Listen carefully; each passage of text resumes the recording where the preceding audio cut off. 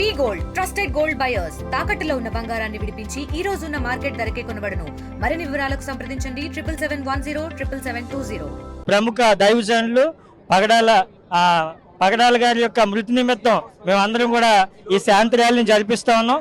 అయితే దీని వెనకాల ఒక ప్రాముఖ్యమైనటువంటి ఉద్దేశం ఉంది. ఏంటంటే మన భారతదేశము సర్వమత సమ్మేళనం కలిగినటువంటి దేశం. అయితే ఈ దేశంలో ఈ 2023 సంవత్సరం వరకు కూడా ఎలాంటి దాడులు ఎప్పుడు జరగలేదు. కానీ ఈ సంవత్సరం చాలా విపరీతమైన దాడులు జరుగుతూ ఉన్నాయి. మరి క్రైస్తవులకు ప్రత్యేకమైనటువంటి భద్రత ప్రభుత్వం కలగజేయాలని, అదేవిధంగా ఈ పగడాల గారి యొక్క మరణం పైన సరైనటువంటి దర్యాప్తు, ముఖ్యంగా పిఠాపురం నియోజకవర్గం తరపు నుంచి మేము కోరుతుంది ఏంటంటే CBCID ఎంక్వైరీ వేసి వెంటనే తక్షణమైనటువంటి చర్యలు తీసుకొని ఎవరైతే ఈ నేరాలకు పాల్పడ్డారో, ఇది ఇప్పటి వరకు మా సహోదరుల యొక్క ఆలోచన ఏంటంటే మీడియా తెలియపరుస్తున్నటువంటి అంశాలను బట్టి ఇది రకరకాలుగా చిత్రీకరిస్తున్నారు. కానీ ఇది మేము నమ్ముతున్నాం, ఇది ఖచ్చితంగా ఒక కుట్రపూరితమైనటువంటి చర్య.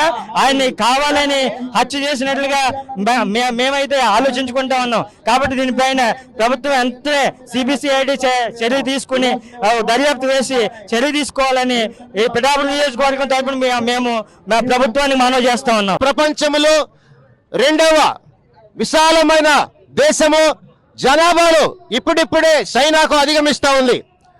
ఇలాంటి 140 కోట్ల కంటే ఎక్కువ మంది ఉన్న జనాభా కలిగిన విశాలమైనటువంటి భారతదేశంలో విభిన్న మతాలు, విభిన్న కులాలు, విభిన్న సంస్కృతులు కలిసినటువంటి దేశం. మన యొక్క రాజ్యాంగం చెప్పుచున్నది భిన్నత్వంలో ఏకత్వము సాధిద్దామని. కాబట్టి మత విద్వేషాలను తొలగించుకొని భారతీయులు మనమందరము సహోదర ప్రేమ కలిగి మన రాజ్యాంగం కల్పించినటువంటి లౌకిక రాజ్యమైన మత స్వేచ్ఛ కలిగిన రాజ్యములు, వారికి ఇష్టమైన దైవములు, వారికి ఇష్టమైన మతమును స్వేచ్ఛగా స్వీకరించి వారి ఆత్మశాంతి కొరకు వారు అనుసరించినటువంటి విధానాన్ని ఎవరో తప్పు పట్టడానికి వీలు లేదు. కాబట్టి భారతీయులారా, మత విద్వేషాన్ని, మత అగ్నితో కూడినటువంటి విద్వేషాన్ని తొలగించుకోండి. మత విద్వేషము, మత కక్షలు ఒక నేరమని చట్టం చెప్తుంది. దానికంటే ముఖ్యంగా తోటి వ్యక్తిని చంపడం అన్నది మహాభయంకరమైన నేరమని చెప్తా ఉంది. భారతీయుడు, భారతీయ సాంప్రదాయాలు పాటిస్తున్నవాడు, భారతీయ పౌరుషత్వం కలిగినటువంటి సహోదరుడు ప్రవీణ్ పగడాల అనే వ్యక్తి సమాధానాన్ని ప్రకటిస్తున్నాడు, ప్రజల యొక్క క్షేమాన్ని ప్రకటిస్తున్నాడు. విద్వేషాలు ఉండకూడదని చెబుతున్నట్టు ఆ వ్యక్తిని అమానుష్యముగా హత్య చేయటం అన్నదే జరిగింది. కాబట్టి ఆ విషయంలో ప్రభుత్వము, అధికారులు, డిప్యూటీ CM గారు స్పందించి మరి న్యాయం చేయాలని, సరైనటువంటి దర్యాప్తును కొనసాగించి ఆ యొక్క ఎవరైతే నేరస్తులు ఉన్నారో వారికి తగిన విధంగా శిక్ష విధించాలని మేము పిఠాపురం పట్టణంలో ఉన్న క్రైస్తవ సమాజం అంతా డిమాండ్ చేస్తా ఉన్నాం. మనం నివసించేది భారతదేశంలో. భారతదేశం అంటే మత సామరస్యానికి మరో పేరు. నానా కులాలు, నానా మతాలు ఉన్నప్పటికీ ఇప్పటి వరకు కూడా ఎప్పుడు కూడా ఎవరిని హింసించలేదు. ఏంటంటే ఏ ధర్మమైనా సరే చెప్పేది ఒకటే, మనిషిని మనిషిలా చూడాలి, మనిషిని చంపమని ఏ ధర్మం చెప్పదు. అది క్రైస్తవులైనా, హిందువులైనా, ముస్లింస్ అయినా, జైన్స్ అయినా, ఎవరైనా సరే. కాబట్టి ఇలాంటి మత సామరస్యాల దేశంలో క్రైస్తవుల మీద ఈనాడు ఒక దాడి జరిగింది. దీనికి ప్రభుత్వం స్పందించి ఇక మీద ఇలాంటి దాడులు ఏ మతంలో ఎవరి మీద జరగకుండా ఉండేటట్లు చర్య తీసుకోవాలని మేము ఈ విధంగా శాంతి ర్యాలీ చేయడం జరుగుతుందండి. అందరికీ థాంక్స్. పిఠాపురం పరిసర ప్రాంతాలటువంటి దేవుని బిడ్డలు, దేవుని ప్రజలు, మరి 3 మండలాల వారు అందరూ కూడా ఇక్కడికి చేరి ఈ రీతిగా మరి వారి యొక్క నిరసనను తెలియజేయడం అనేది చాలా విశేషమైన సమయం. ఈ సందర్భంలో ప్రవీణ్ పగడాల గారి యొక్క మృతి, వారి మరణం అనేది అనుమానాస్పదంగా ఉందని చెప్పి మరి క్రైస్తవ నాయకులు అనేకులు దాన్ని మరి సందేహిస్తున్నారు. కాబట్టి ఈ సమయంలో ఇక్కడ మేము ఈ ర్యాలీగా, శాంతి ర్యాలీగా వచ్చింది ఏంటంటే క్రైస్తవ లోకానికి న్యాయం కలగాలని, మత సామరస్యం కాపాడబడాలని. అంత మాత్రమే కాకుండా ఈ విషయంలో ఒక గొప్ప దైవజనుడిని మేము కోల్పోయాం కాబట్టి ఆ దైవజను కుటుంబానికి ఆదరణ, ఓదార్పు కలగాలని, మరి అంత మాత్రమే కాకుండా క్రైస్తవ లోకమంతా కేవలం ఆంధ్రప్రదేశ్, తెలంగాణ మాత్రమే కాకుండా దేశ విదేశాల్లో భారతదేశం అంతట్లో కూడా ఈ విషయమై చాలా ఆందోళన చెందుతున్నారు. కనుక ప్రభుత్వానికి మేము విన్నవించడానికి వచ్చాము, మనవి చేయడానికి వచ్చాము. తప్పకుండా ప్రభుత్వం వారు ఈ విషయంలో స్పందించి తగిన న్యాయాన్ని త్వరలో చేకూర్చాలని, క్రైస్తవుల యొక్క ఆ మేలు విషయంలో వారు సహకరించాలని, ఆ క్రైస్తవుల యొక్క మేలు విషయంలో వారు తప్పకుండా వారు స్పందించాలని ప్రభునామంలో వారికి తెలియజేస్తున్నాము. అదే రీతిగా మరి మా పిఠాపురం నియోజకవర్గం యొక్క ఎమ్మెల్యే గారు కూడా, మరి శ్రీ పవన్ కళ్యాణ్ గారు కూడా, అలాగే మరి ప్రభుత్వం వారందరూ కూడా దయతో మరి ఈ విషయంలో స్పందించి మంచి ఎంక్వైరీ చేయించి తగిన న్యాయం చేకూర్చాలని ప్రభునామంలో వారికి మనవి చేస్తున్నాము. దేవునికి వందనాలు. ప్రవీణ్ పగడాల గురించి మేమందరం ఎంత క్రైస్తవులందరం బయటికి రావడానికి గల ముఖ్యమైన కారణం ఏంటంటే ఆయన క్రైస్తవ సమాజంలో చాలా ప్రాముఖ్యమైన వ్యక్తి.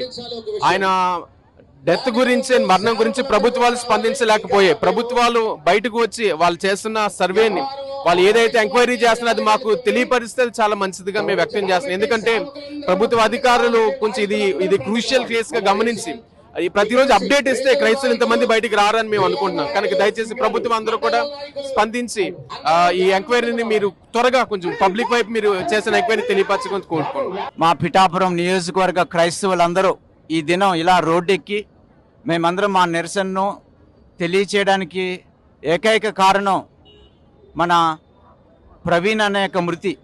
ఆయన మృతి మీద ఇప్పటికే క్రైస్తవ లోకం యొక్క మనోభావాలు దెబ్బతినే రీతిలో మీడియా ద్వారా భయంకరమైన స్క్రోల్స్ మనం చూస్తున్నాం. అది అంత మంచిది కాదు. కనుక మాకు ఆయన మరణం మీద అనేకమైన ఆలోచనలు, అనుమానాలు ఉన్నాయి. ఈ అనుమానాలన్నీ నివృత్తి చేయవలసిన బాధ్యత ప్రభుత్వం మీద ఉందని మేము ఈ సభాముఖంగా ఈ మీడియా పక్షాన మీకు తెలియజేస్తున్నాం. ఆయన మృతి కేవలం క్రైస్తవ లోకానికి మాత్రమే తీరం లోటు కాదు, అనేక మంది ప్రజలకు అది తీరం లోటుగా ఉంది.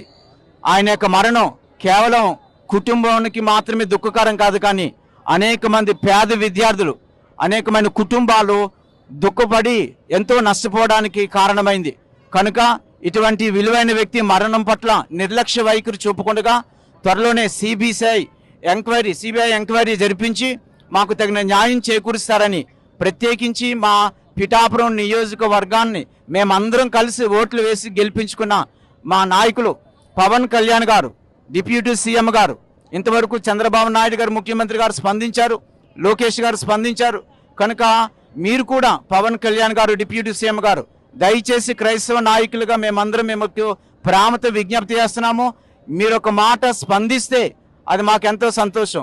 మీ వ్యక్తిత్వం మాకు తెలుసు, మీరు మంచి మనసుని తెలుసు.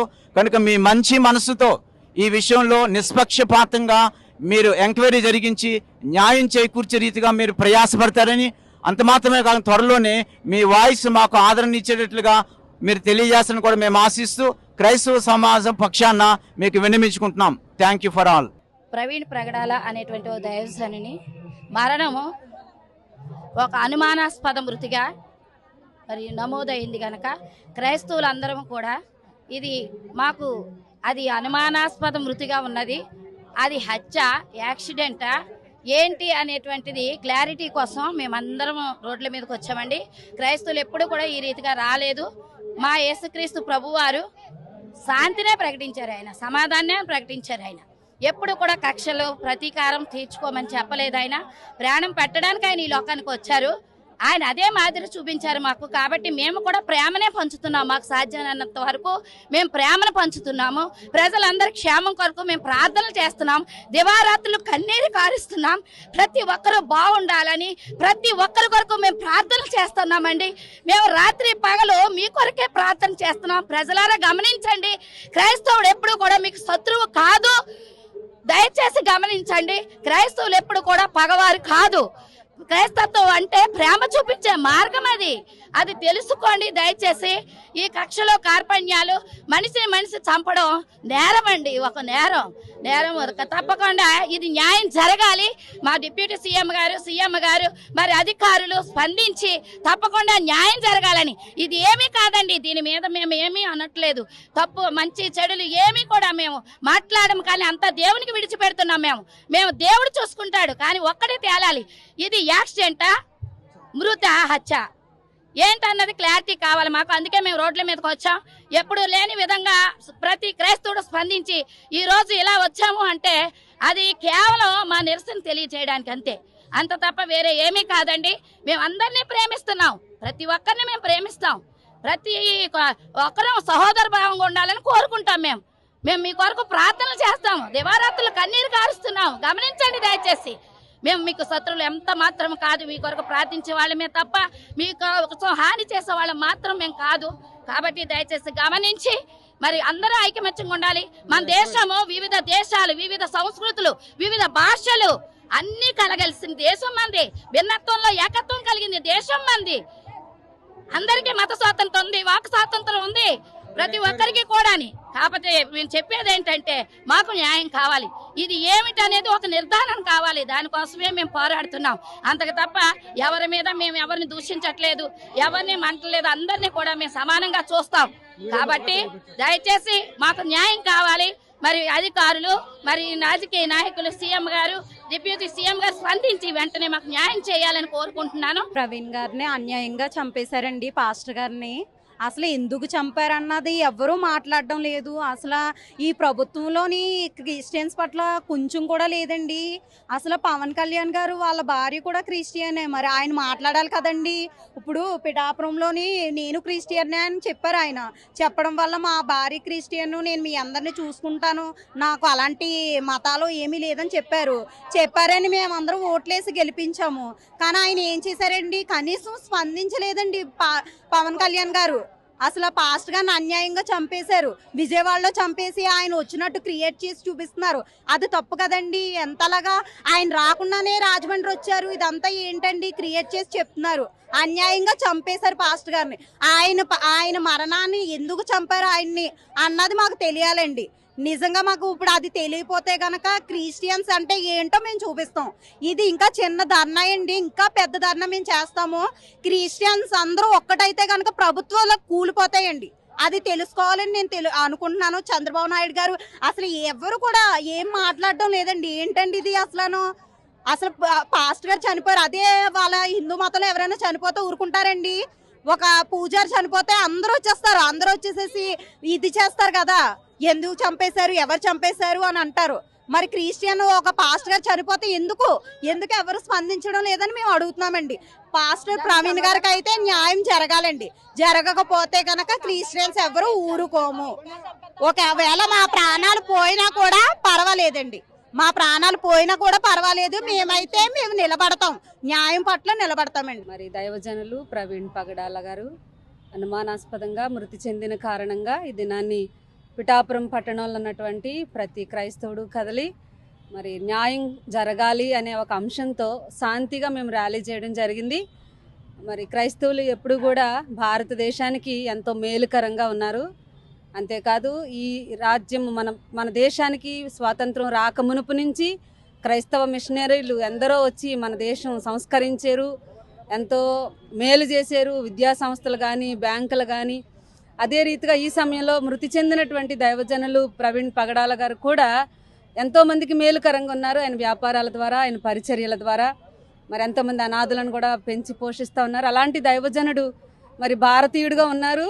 వారు ఒంటరిగా ప్రయాణం చేసే అవకాశం కూడా మన దేశంలో లేకపోవడం చాలా దౌర్భాగ్య స్థితి. మరి గాంధీ గారు ఒక మాట అన్నారు, ఒక స్త్రీ ధైర్యంగా అర్ధరాత్రి రోడ్డు మీద నడవగలిగినప్పుడే మన దేశానికి నిజమైన స్వాతంత్రం వచ్చిందని ఆనాడు మరి గాంధీ గారు చెప్పారు. ఈనాడు మగాళ్ళు బండి మీద తిరగడానికి కూడా అవకాశం లేని దౌర్భాగ్య స్థితిని మరి మనం అందరం అనుభవిస్తూ ఉన్నాం. ఇది చాలా దుఃఖకరం. మరి ఏది ఏమైనప్పటికీ మరి మృతిపోయినటువంటి అనేక అనుమానాలను మరి నివృత్తి చేయాల్సినటువంటి బాధ్యత అధికారులకు, నాయకులకు ఉన్నదని మేము నమ్ముతూ ఉన్నాం. అందుకనే మరి నాయకులను మేము అడుగుతా ఉన్నాం. ప్రత్యేకంగా స్థానిక ఎమ్మెల్యే గారు, మరి డిప్యూటీ సీఎం గారు అయినటువంటి పవన్ కళ్యాణ్ గారు కూడా మరి ఈ విషయంలో చాలా చిన్న విషయంలోనే స్పందించినటువంటి ఆయన, లడ్డు విషయంలో స్పందించిన ఆయన, ఒక వ్యక్తి ప్రాణము విలువైనదిగా కనిపించలేదా అనేది ఒక మరి ఆవేదన మేము వ్యక్తం చేస్తూ ఉన్నామండి. మరి ఖచ్చితంగా మీరు స్పందించాలని కోరుతూ ఉన్నాం. అంతేకాదు మరి మృతి చెందిన దైవజనుని కుటుంబానికి కూడా ఆదరణ కలగాలని క్రైస్తవులందరూ ప్రార్థన చేస్తూ ఉన్నాము.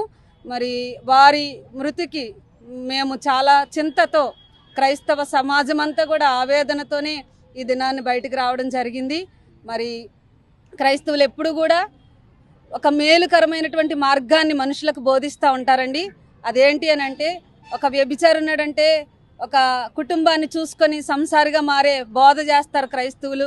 త్రాగుబోతులు ఉన్నారంటే వాటిని విడిచి మంచివారుగా మారే బోధలు చేస్తారు క్రైస్తవులు ఎప్పుడు కూడా సమాజానికి మేలే కానీ కీడు కాదండి. మేము బోధించేది మంచి మార్గమే కానీ చెడ్డ మార్గం కాదు. దీనిని దృష్టిలో పెట్టుకొని మరి మేము స్వేచ్ఛగా దేవుని ఆరాధించుకోవడానికి, అన్ని విషయాలలో మేము ముందుండడానికి సహకరించాలని ప్రభుత్వాల వారిని, అధికారులను, నాయకులను కోరుతూ ఉన్నాం. మరిన్ని వీడియోస్ కోసం ఛానల్ ని సబ్స్క్రైబ్ చేయండి. లేటెస్ట్ అప్డేట్స్ కోసం వాట్సాప్ ఛానల్ ని ఫాలో అవ్వండి. ఆ లింక్ డిస్క్రిప్షన్ లో ఉంది.